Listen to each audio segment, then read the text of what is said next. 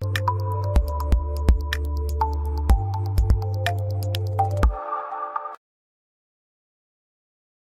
Tale of Melon City by Vikram Seth. Question and answers. Question 1. Narrate the Tale of Melon City in your own words. Answer. The Tale of Melon City runs like a folk tale. The city is called Melon City because its ruler is a melon. There is a curious tale about it. Once a fair and easygoing king ruled over a state. He got an arch built across the thoroughfare. As he passed under the low arch, it struck his head and he lost his crown. He thought it a disgrace and ordered the chief of builders to be hanged. The chief laid the blame on the workmen. The workmen were surprised. They said that the bricks were made of wrong size. So the masons were thought guilty.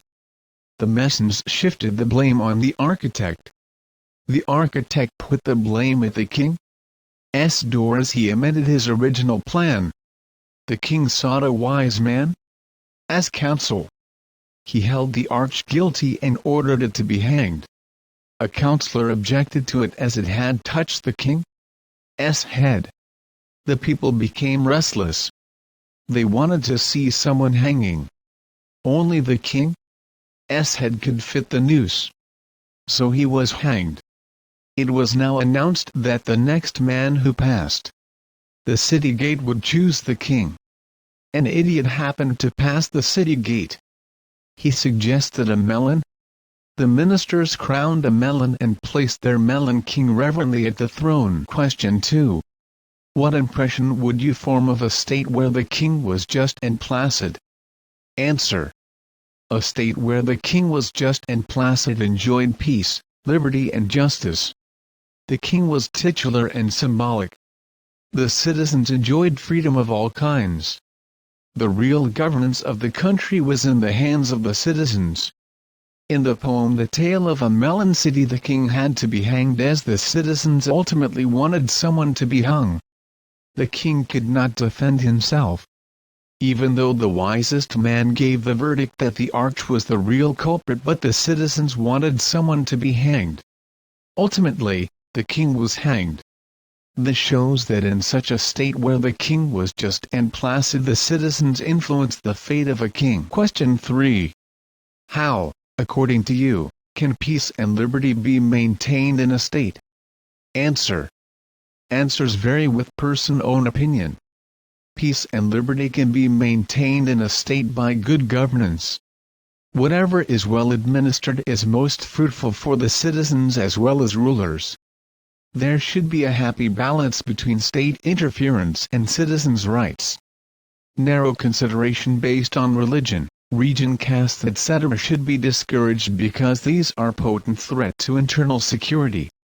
Only then one can expect peace and liberty to be maintained in a state. Question 4.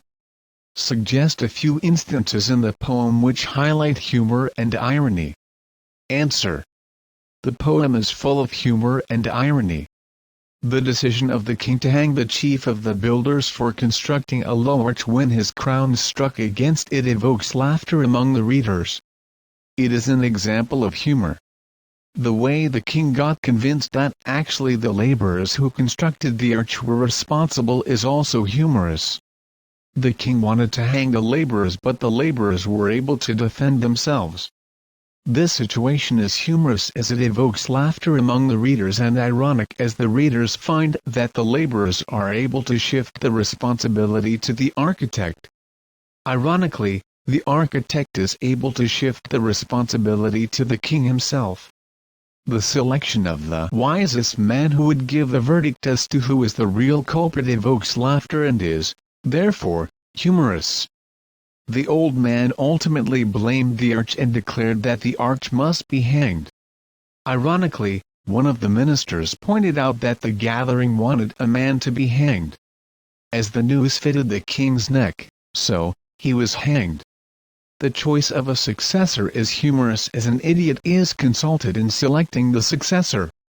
The idiot chose a melon that became the symbolic head of the state. If you like the video, don't forget to press the like button and subscribe the channel for more videos. Thank you.